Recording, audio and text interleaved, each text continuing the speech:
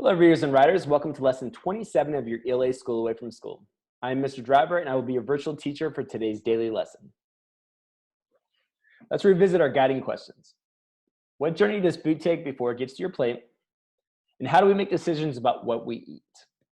Remember, we'll continue addressing these questions through all of our hard work today and this week. Time to get out some materials for today's daily lesson. You're going to need your copy of the text, A Grass-Fed Cattle Take Slower Path to Market, Filling Small Consumer Niche, your copy of lesson number 27, the lesson number 27 note catcher, as well as a pencil. Go ahead and pause the video here and make sure you have everything needed for today. We have two learning targets for today's work.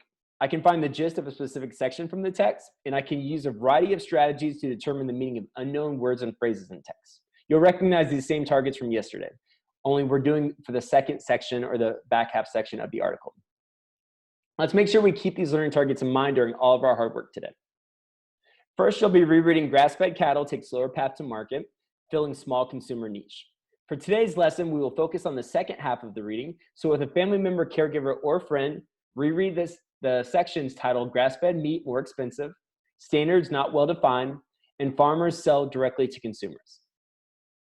As you read along, consider replaying and listening to the text read aloud specifically from those sections for lesson number 25. Pause the video here while you return to your reading. Now that you've had a chance to read the text again, I want you to think about a couple of things. Remember, the gist is your initial thinking about what the text is mostly about. It's in your own words. What is the gist of each section? Grass-fed meat, more expensive, standards not well defined, and farmers sell directly to consumers. Are there any new or unfamiliar words in these sections? Use strategies to help determine their meanings. And remember the strategies that we talked about. You can also refer to the previous lesson about the different types of strategies.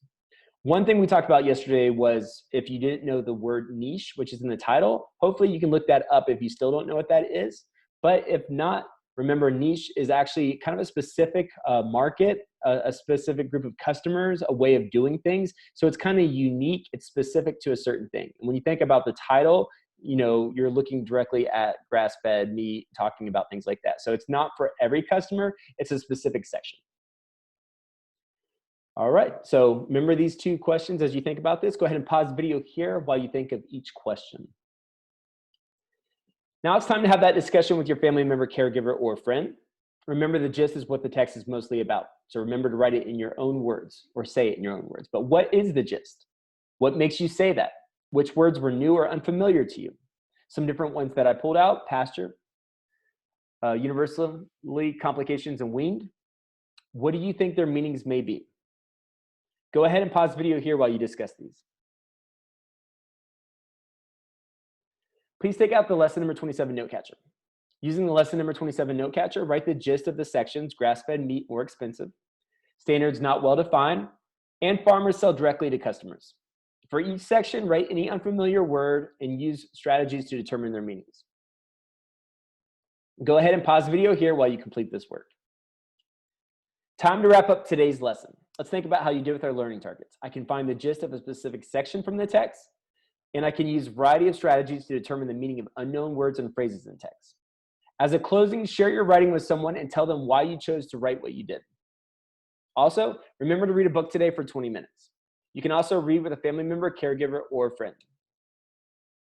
For fluency practice today, please read the article from today out loud or have an adult read the text to you while you follow along. You can also replay the text while you follow along with that from lesson 25. Then practice reading the text at least 2 times on your own. Thank you again for learning with me. Tomorrow in lesson 28, we will use all of our learning from the week and answer text-dependent questions for our weekly quiz. Have a great rest of your day.